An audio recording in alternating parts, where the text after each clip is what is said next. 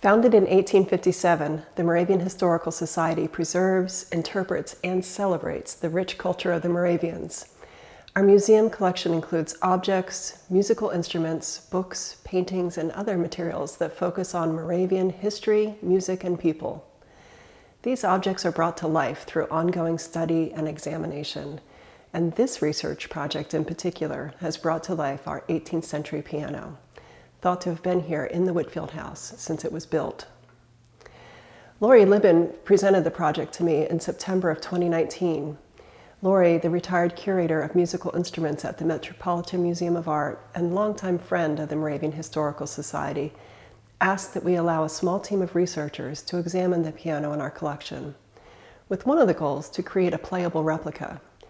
That replica would then be donated to the Moravian Historical Society, where, along with the 1776 Tannenberg organ, it would allow us to better interpret the music of the 18th century Moravian community here in Pennsylvania. I was intrigued. I also understood the potential to add to our knowledge of Moravian material culture. Just a few months after that initial meeting, we welcomed John Watson, Thomas Winter, and Michele Winter to the Whitefield House. John is an independent conservator and maker of early keyboard instruments. He retired in 2016 from the Colonial Williamsburg Foundation, where he served for 28 years as conservator and curator of musical instruments. Tom Winter builds, conserves, and restores early keyboard instruments at his workshop in San Francisco. Michele Winter partners with John and Tom to publish and administer Clinkscale online, the largest research database about surviving historic pianos. So even though their credentials were impeccable, I'll admit I had a bit of a panic that first day when I came up to the museum to find the instrument disassembled and spread across the museum. Did they know how to put it back together? Did we discuss that detail? So my fear was quickly replaced with curiosity. As they got inside the instrument, it became clear that this humble instrument had an incredible story to tell. Believed to be the oldest extant piano made in America, this instrument demonstrates how incredibly important music was to the early Moravians. Think about it. When this instrument was built, Nazareth was at the frontier of the Pennsylvania wilderness. I find it incredible that while Nazareth and Bethlehem were just being established, the Moravians were building remarkably sophisticated musical instruments. So after their on-site research was complete, John went to a studio in Virginia, and Tom and Michele returned to San Francisco to begin work on creating the reproduction. Nearly a year later, the instrument was completed. Last fall, I had the opportunity to travel to Williamsburg to see the finished instrument and to hear its debut concert in the Art Museum at the Colonial Williamsburg. What follows is my conversation during that visit with John about how this oldest American-made piano found its voice.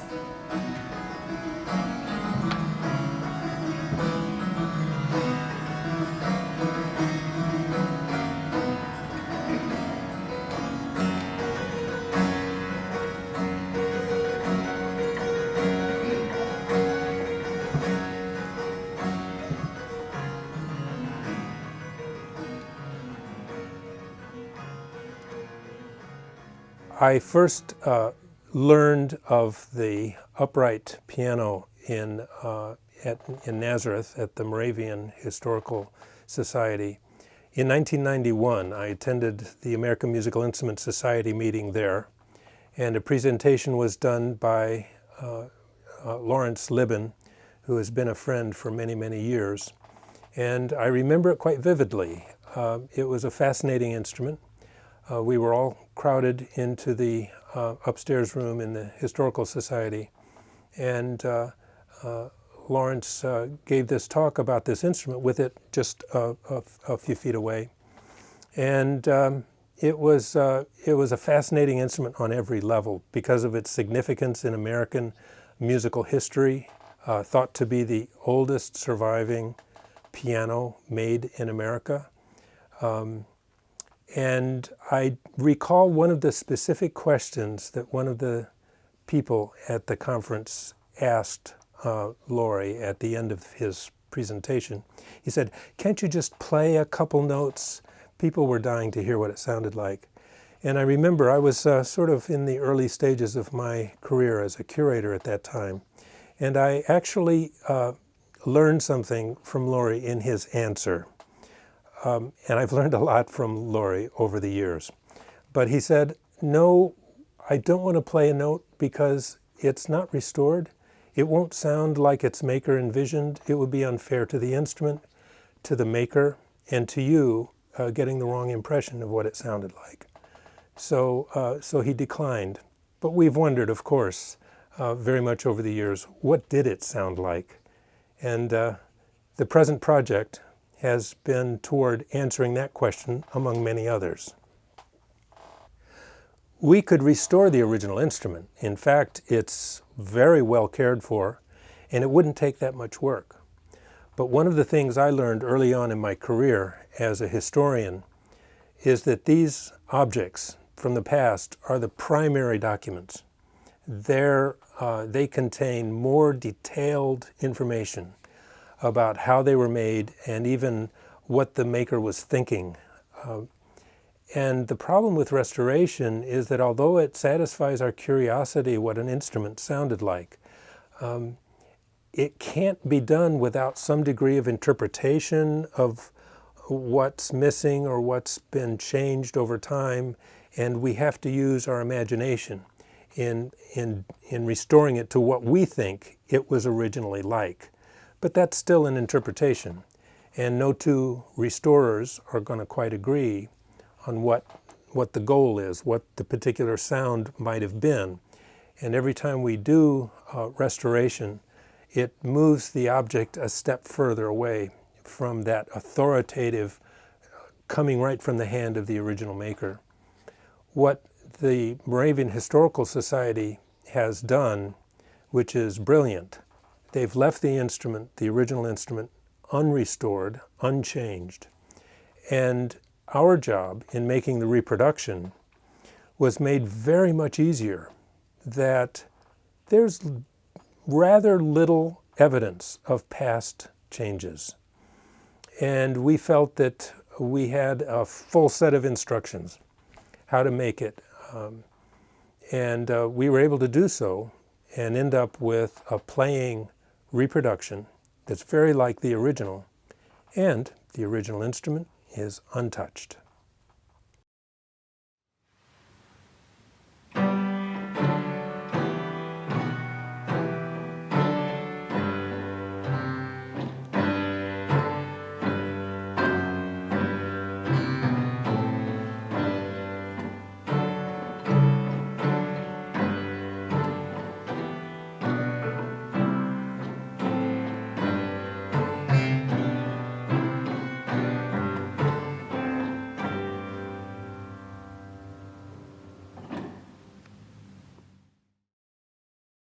It's amazing what you could learn from looking at the handiwork of a historical maker even hundreds of years ago. We can look at tool marks and actually figure out what his tool chest had in it. We can figure out what he did first and what he did second and what he did third. We can figure out, and this is the fascinating part, we can figure out what he was thinking, because some things he, or she, I suppose, was very, very careful, slowed way down and worked in a very precise way. That was something the maker thought was very, very important. Other things seem almost slapdash. Those things they thought were unimportant. And that's part of the story we're trying to uncover. I've often thought that the difference between a novice and a master is not necessarily knowing the process, how to cut a dovetail, how to, make a mortise and tenon joint. The real difference is that a master knows what's important and what's not. And the novice will sometimes lavish a great deal of time on things that are unimportant, and then not quite enough on the things that are really important. So that's what we're able to see in looking at the actual workmanship of the original maker. There are other times when a particular detail of construction really makes us scratch our head. What on earth were they thinking? For instance, I remember on this instrument in particular, we discovered on the inside, in a place that no one can see unless you're taking the instrument apart, beautifully cut F-holes, like in a violin or a viola, cello. F-holes in the belly rail between the cavity where the mechanical action is and inside the sound box, covered up by the soundboard. What was he thinking? Why did he go to the trouble of making those rather detailed F-hole cutouts? It was usual to have a cutout in that portion, in the so-called belly rail of an instrument like this. But why go to that trouble? And we wondered if maybe we were seeing something about his relationship to God, who he was aware was watching. Maybe he was playing to that audience. And he didn't care whether other people in our generation would see such a thing. It's fascinating what you can begin to see when you see enough of a person's workmanship. It went in much better before. For a historian like me, what I really want to know is who made this and why? What was the culture that they were living in? What were they trying to accomplish? And the first assumption one has of a keyboard instrument with a long history in America, made apparently in the mid, maybe even early 18th century, where was it made? The first assumption is it was made in Europe and brought over by these immigrant groups. So it was a question that was a burning question decades ago, and a colleague of mine, a scholar named John Coster, came in and examined the wood types in the instrument and was able to identify at least two of the woods as being North American woods. Not woods that are typically imported into Germany or Europe. So he was able to determine that it had an American history. So that raised all kinds of very tantalizing questions. If not a German maker working in Germany, then who? That's so early. The American piano industry wouldn't start for another 75 years. And the very first pianos to be made in the English-speaking world came in the 1760s. Yet this is coming before that, and not in Europe, not in England, not in London, but in Pennsylvania. So these are compelling questions. And so at the top of my mind, in studying all the evidence of this person, I could see all kinds of evidence that he knew what he was doing. This is a one-off instrument as far as we know. There are no other similar instruments, although there could have been that have not survived. This instrument in Nazareth was something different because there were many ways he could have messed up, miscalculations. And you can see if something is so miscalculated that it can't work, then you redo and reshape and shave here and there, and then you, at some point, you abandon it and say, okay, well, this is what we're going to have to settle with. It wasn't like that. It was like this guy, he worked out every detail of the geometry, of the balancing, of the mechanical motions, and it was as if he got it right first time. So this was an experienced instrument maker. Okay, that narrows it down. Who were the experienced instrument makers in the mid 18th century in Pennsylvania? The list is quite short.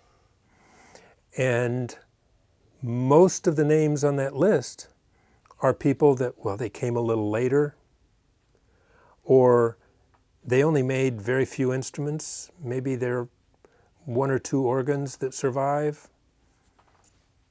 But I didn't find anyone that really convinced me they could have been experienced enough except one. And that's Johannes Klemm, anglicized his name to John Clem, who is credited as being America's first professional organ builder. And let's be clear, in that period, organ builders made stringed keyboard instruments as well, harpsichords and clavichords, invariably. Today, people tend to specialize more. But John Clem made a harpsichord before he immigrated to America for none other than Count von Zinzendorf. And he made clavichords and organs. He came to America in the 1730s, 1733, and settled in Bethlehem and various places, New York, but later in life in Bethlehem and Nazareth. Lived actually in the Whitefield House in Nazareth. And he's a celebrity in a way. Of all those names, one other person, his student, was David Tannenberg, who actually conceivably could have made it if it was in the later part of the period we imagine, but he was a fledgling maker himself at that time. John Clem is my bet of the person who made this instrument. And that's an extraordinary claim. The only surviving instrument by John Clem is a spinet that's in the collection of the Metropolitan Museum in New York. And it gives precious little evidence of his actual working style because it's been through a lot of changes. It was modified into a display case, I think. And I've examined dozens of photographs, close-up photographs of its work. So we don't have much to go on, mostly anecdotal information about his career, but he had the experience. And he would have seen instruments similar to this in Germany before he came. So that's my bet, that it was John Clem. I'm willing to attribute. We say attribute when we're not 100% sure, but I think it's possible.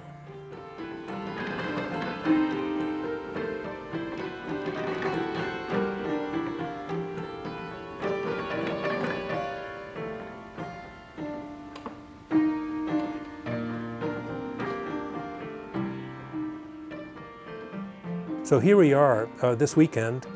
The instrument was just finished a couple of days ago, and it's sitting in the auditorium. This is a debut of a new instrument, and it's the culmination of years of research and finally construction in the workshop, more research through the making.